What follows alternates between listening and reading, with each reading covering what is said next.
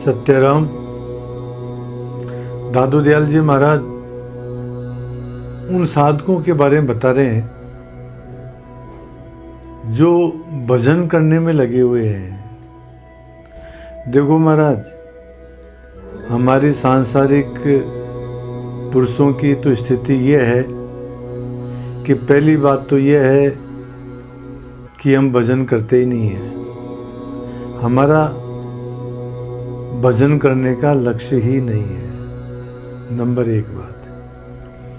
और दूसरी बात, यदि मान लो भजन करते भी हैं तो डर के कारण से करते हैं। कोई आफत आ गई, कोई घर में बीमार हो गया, नुकसान हो गया, लड़की की शादी नहीं हो रही है, कहीं पैसे फंस गए हैं, तो महाराज जब विपत्ति आती है तो स्मरण करने की बात सोचते हैं। वैसे परमात्मा से हमारा कोई लेना देना नहीं है। चलो वस्तु विषयांतर हो जाएगा। दादू जी महाराज तो उन साधकों के बारे में बता रहे हैं जिनका एकमात्र लक्ष्य परमात्मा की प्राप्ति ही है। परमात्मा को प्राप्त करने के लिए ही जो भजन करते हैं उनकी क्या स्थिति है, उसके बारे में दादू जी महाराज बताते हैं। क्या कहते हैं दादू जी महाराज? दादू हरि रस पीवता कबू अरुचि न होय, पीवत प्यासा नित नवा पीवन हारा सोय। दादू हरि रस पीवता कबू अरुचि न होय।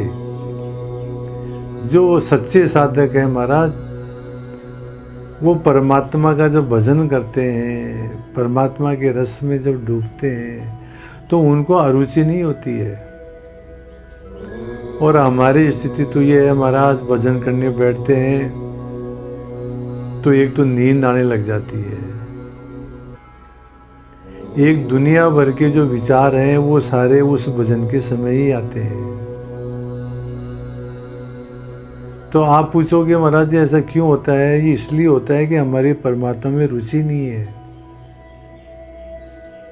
जिस काम में रुचि होती है ना, उसके अंदर मन ऊबता नहीं है, उसमें नींद नहीं आती है, उसमें फिर और कोई विचार नहीं आता है। तो हमारी रुचि नहीं है महाराज पर भजन करने में। अब यहाँ साधकों के बारे में बताते हैं कि दादू हरिस पीवता कबू अरुचिन हो। जो सच्चे साधक होते हैं उनको भजन करने के अंदर, उनको परमात्मा नाम रूपी रस पीने के अंदर कभी अरुचि होती नहीं है। पीवत प्यासा नित नवा, वो तो जो मतलब परमात्मा का भजन करते हैं, नाम रूपी रस पीते हैं, पीवन हारा सोय, तो महाराज वो तो और ज़्यादा नया होता जाता है, अर्थात तृप्ति होती ही नहीं है। आप तो इसको एक उदाहरण के माध्यम से समझो। एक बार वरुण देवता मारवाड़ में चले गए, प्यास लग रही थी। एक जाट के ढ्याणी थी तो ढ्याणी में गए। वरुण ने कहा कि भाई बहुत प्यास लग रही है, तो जाट राम ने उनको मदिरा खिलाया। तो मदिरा खाने से वरुण की प्यास भी मिट गई और भूख भी मिट गई, बहुत अच्छा लगा उनको। तो वरुण क्या कहता है जाते समय कि भाई मैं वरुण देवता हूँ, जल का देवता हूँ, कभी तेरे को जरूरत होवे तो आना मेरे पास, मैं समुद्र के पास हूँ। एक बार महाराज अकाल पड़ गया, जाट वरुण के पास में गया और आवाज़ दी कि मैं अमुक गांव का वो जाट हूँ, आपसे मिलने आए। वरुण आए, उनको अपने पास में ले गए और उनको वरुण ने उस जाट राम को अमृत पिलाया। तो 1 लोटा पिलाया, 2 लोटा पिलाया, 3 लोटा पिलाया, फिर भी जो है उसकी प्यास बुझी नहीं। तो वरुण ने पूछा कि प्यास मिटी या नहीं मिटी? तो जाट कहता है कि नहीं महाराज, अमृत पीने से कभी प्यास मिटती है क्या? अमृत पीने से तो उल्टी प्यास बढ़ती है। तो जिस प्रकार से अमृत पीने से और पीऊँ और प्यास बढ़ती है, इसी प्रकार से महाराज परमात्मा के जो सच्चे साधक हैं वो परमात्मा का जो भजन करते हैं उनको एक लंबी रस लगी रहती है। दादू जी महाराज क्या कहते हैं, दादू जैसा नाम था तैसा लिया नाय, होश रहे जी में पछतावा मनवाए। बोलो, दादू जी महाराज ने अपने जीवन में किया भजन ही तो किया, फिर भी कहते हैं कि मेरे तो मन में रह गई। तो इसी प्रकार से परमात्मा का जो भजन करने वाले होते हैं महाराज, वो परमात्मा का भजन करते करते कभी थकते नहीं है, उनको कभी अरुचि नहीं होती है, उनको कभी आलस नहीं आता है, उनको कभी नींद नहीं आती है, उनको कभी और कोई विचार नहीं आते हैं महाराज। इसी बात को कबीरदास जी महाराज कहते हैं, कबीर हरि के नाम का पीवत ही अधिकार, श्वास श्वास रस पीवता, प्यास न मिटे है करार। वही बात, जो बात दादू जी महाराज कहते हैं वही बात कबीर जी कहते हैं कि जो हरि का जो नाम है, इसको जो लेता है वो श्वास श्वास रस पीवता, वो प्रत्येक श्वास में नाम का स्मरण करता है, फिर भी प्यास न मिटे करार, फिर भी उसकी प्यास नहीं मिटती है, उसकी तृप्ति नहीं होती है महाराज।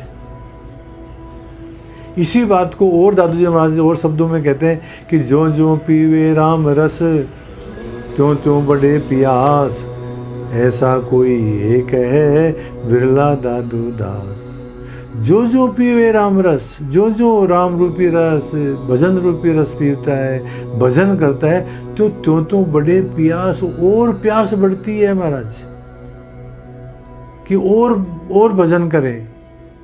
ऐसा कोई एक है। दादू महाराज कहते हैं कि ये ऐसे साधक सब जगह नहीं मिलते, कोई एक साधक है, बिरला को बिरला ही कोई इस प्रकार का संत महापुरुष है जिनको भजन के अंदर रुचि होती है, जिनको भजन करने की लंबी रस लगी रहती है, और जो भजन का रस पीते हैं महाराज, उनको और प्यास बढ़ती रहती है, उनको संतोष नहीं होता है। और कहते हैं अमृत अंत न आवई, अमृत का कोई अंत आता है क्या? तृप्त न पियो नार, जो अमृत पीता है उसको अमृत पीने से तृप्ति नहीं होती, अमृत का अंत नहीं आता है। सोखे बड़वा अनल ज्यों, पोखे सरिता धार। देखो, जिस प्रकार से समुद्र के अंदर एक बड़वा नल अग्नि होती है जो जल को जलाता है, पर तो बड़वा नल अग्नि से अग्नि को कभी पूर्ति होती ही नहीं है। आप तो ये समझो जैसे अग्नि है महाराज, अग्नि के अंदर जितना हम ईंधन डालते हैं उतना डालते जाओ, अग्नि कभी ये कहेगी नहीं कि जो है मतलब मैं धाप गई हूँ या मेरे को तृप्ति हो गई है, कितना ही डालो ईंधन आप तो वो तो जलाती रहेगी। इसी प्रकार से वडवा नल जो होता है समुद्र के अंदर, वो जो है मतलब उसको तृप्ति होती नहीं है, और वो जो सब नदियाँ उसको अंदर पानी डालती रहती है समुद्र के अंदर, पर वडवा नल को तृप्ति नहीं होती है। ठीक इसी प्रकार से जो अमृत का पीने वाला है, जो नाम रूपी अमृत को पीता है महाराज, उसको कभी भी तृप्ति नहीं होती है। वही बात दादू जी महाराज कहते हैं, जो जो पीवे राम रस त्यों त्यों बड़े पियास, ऐसा कोई एक है। ऐसा कोई एक का तात्पर्य यह है कि भजन में तो कोई एक ही लगता है महाराज। गीता के अंदर आया, मनुष्याणाम सहस्त्रेषु कश्चित यतति सिद्धये यततामपि सिद्धानाम कश्चिन माम वेति तत्वतः। हजारों मनुष्य में से कोई एक आदमी, मनुष्याणाम सहस्त्र कश्चित यतति सिद्धे, कोई एक आदमी भजन में लगता है, और उन लगने वालों में से भी कोई एक प्राप्त करता है। एक बार महाराज हिमालय की तलेटी में एक आश्रम था, वहां एक वृद्ध संत रहते थे। गांव वालों ने कहा कि महाराज आपकी उम्र ज्यादा हो गई है तो कोई शिष्य बनाओ। तो उस आश्रम से संबंधित और भी कोई आश्रम थे, तो उन्होंने एक आदमी को भेजा। एक आदमी क्या भेजे, उन्होंने सूचना भेजी अन्य आश्रमों के अंदर कि हमारे को 10 आदमियों की जरूरत है। सब गांव वालों ने आश्चर्य किया कि हमने तो बाबा जी से एक ही आदमी का आग्रह किया है, ये 10 आदमी बुला रहे। चलो अस्तु कोई बात नहीं भाई, संत की लीला संत ही जाने। 10 आदमी आश्रम की तरफ चलने लगे। रास्ते में महाराज एक कोई गांव था, वहां स्वयंवर हो रहा था महाराज। ये 10 आदमी भी वहां चले गए स्वयंवर में। उनमें से उस लड़की ने 10 में से एक आदमी को चुन लिया। तो उस एक आदमी ने कहा कि बस मैं तो अब यहीं रहूंगा भाई, नहीं जा पाऊंगा। आगे गए, कहीं धन मिल गया, दूसरा आदमी उसी के अंदर अटक गया। तीसरा आदमी और कहीं आगे गया, उसको और कोई अच्छी नौकरी मिल गई, अच्छा पैकेज मिल गया, वो वहां रुक गया। कहने का तात्पर्य यह है कि अंत में उस आश्रम में एक ही आदमी पहुंचा। तो बाद में उन गाँव वालों ने पूछा कि महाराज आपने तो 10 को बुलाया था, एक कैसे पूछा? कि तो यही तो रहस्य है कि मनुष्याणाम सहस्रेषु कश्चित् इति श्रद्धेय। परमात्मा की ओर हजारों में से कोई एक चलता है, और उन चलने वालों में से भी कोई एक पहुंचता है महाराज। क्योंकि बीच के अंदर जो है ना व्यवधान बहुत आते हैं। बीच के अंदर जिस प्रकार से जो 10 आदमी चले थे, उसमें एक को राजकुमारी ने वर्ण कर लिया, एक को पैकेज मिल गया, एक को धन मिल गया, ऐसे रुक गए। तो इसी प्रकार से महाराज परमात्मा की तरफ चलने के अंदर कोई एक आदमी है जो इस प्रकार का भजन करता है महाराज। तो ये बात बताते हैं दादू जी महाराज। और कहते हैं दादू जी महाराज कि परमात्मा का भजन करना सहज नहीं है। वो बताते हुए कहते हैं, तन गृह छाड़े लाजपति, जब रस माता होए, जब लग दादू सावधान, कदे न छाड़े कोई। देखो महाराज, ये जो व्यसनी होते हैं, ये जो शराबी होते हैं, ये क्या करते हैं? अपने तन की परवाह नहीं करते। उनको इस बात की परवाह नहीं है कि शराब पीने से शरीर खराब होगा, उनका घर बर्बाद हो जाएगा, उनको इस बात की परवाह नहीं है। उनको लाज नहीं आती है, उनको शर्म नहीं आती है। तब जाकर के जब रस माता हो तो वो शराबी बनता है महाराज। जिसको घर की परवाह नहीं, पैसे की परवाह नहीं, पत्नी की परवाह नहीं, बच्चों की परवाह नहीं, लोक लाज की परवाह नहीं, वो शराबी बनता है।